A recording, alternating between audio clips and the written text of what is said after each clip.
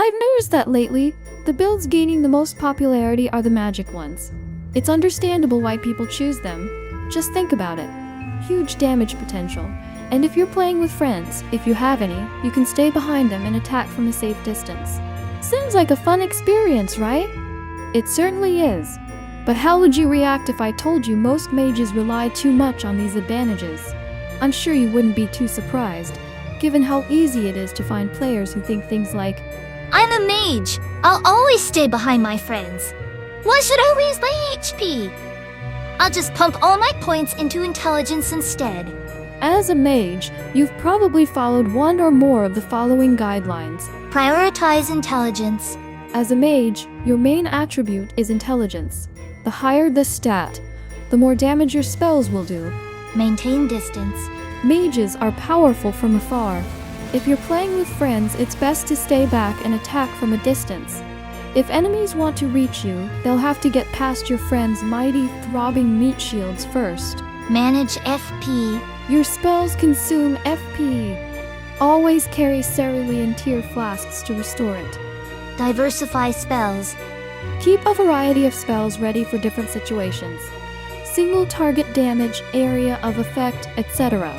Balance stats. While intelligence is key, don't ignore mind for more FP and vigor for survival.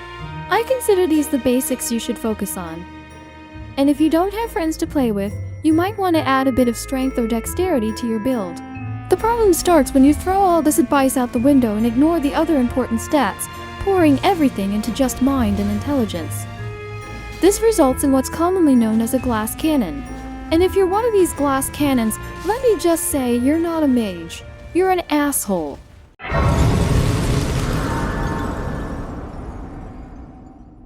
As I mentioned earlier, magic builds have become super popular lately. And if you add the thought, no one's going to touch me because I'm a mage, this usually results in mages who completely ignore their vigor and obsessively pump up their magic. Sure, it might work for them sometimes, but most of the time, it's just a death sentence. Think about it. If an invader actually manages to break through your impenetrable barriers, also known as your friends, whether by killing them or simply ignoring them, what are you going to do when they're up against you? Let me guess. If you're someone with that flawed logic, you don't actually know how to play, do you? You never took the time to learn because your friends carried you through the game, and you're about to die in such a pathetic way that the invader will probably just laugh at you. Yeah, I know I've said, I'm not here to judge your playstyle. But come on. If the moment someone invades, you actually have the nerve to abandon your main path just to gank the invader. Or if you're hanging around just to gank, focusing only on max damage without realizing how easily you could be obliterated, you might be doing something wrong.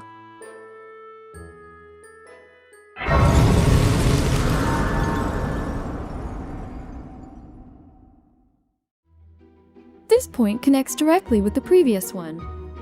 Generally, mages with low vigor are the same ones who, as if their controller were broken or defective, keep spamming the same button over and over. Honestly, in my humble opinion, these types of players are the most annoying. It's almost impossible to get close to them, either because if you miss a dodge, they take a monstrous amount of health, or because their friends are just as bothersome as they are. I'm sure you'll agree that in the current state of the game, whether in the normal version that everyone plays or in the seamless cop mode, button spamming has become increasingly common.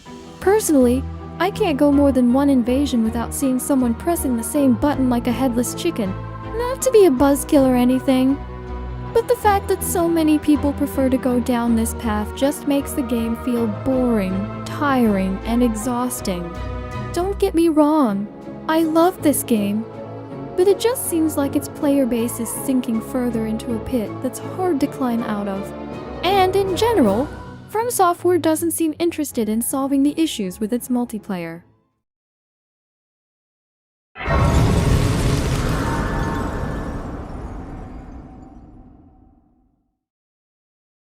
Even though I keep saying I won't criticize playstyles, I can't help but feel disappointed seeing the PvP in Elden Ring decline more and more. And it's not entirely the player's fault. Ashes of War and most spells and incantations are designed to be spammable. People just aren't focused on improving anymore. They're becoming more complacent. I've seen so many people complain that they don't have enough time to dedicate to the game, but honestly, you don't need 200 hours or even 100 to get a decent skill level and know the basics. Plus, there are tons of videos out there to help you improve in Elden Ring, both in PvP and PV.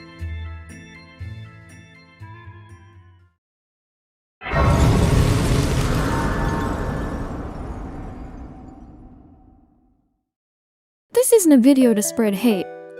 Okay, maybe just a little, but more to vent some frustration about something I've been noticing more and more over the past few months that personally annoys me as a player and sometimes even makes me lose the urge to play Elden Ring. It's honestly disappointing and sad to see that, in PvP, most people's builds are so repetitive. Think about it. How many mages have you seen actually vary their spells? Very few. Most tend to fall into the same pattern. Low health, constant spamming, repetitive spells. But I'll stop complaining and get to what really matters. Did you enjoy this video? If so, don't forget to leave a like, a lovely comment, and support with your subscription. It really means a lot. With that, I'm signing off, and I'll see you in the next video. See ya!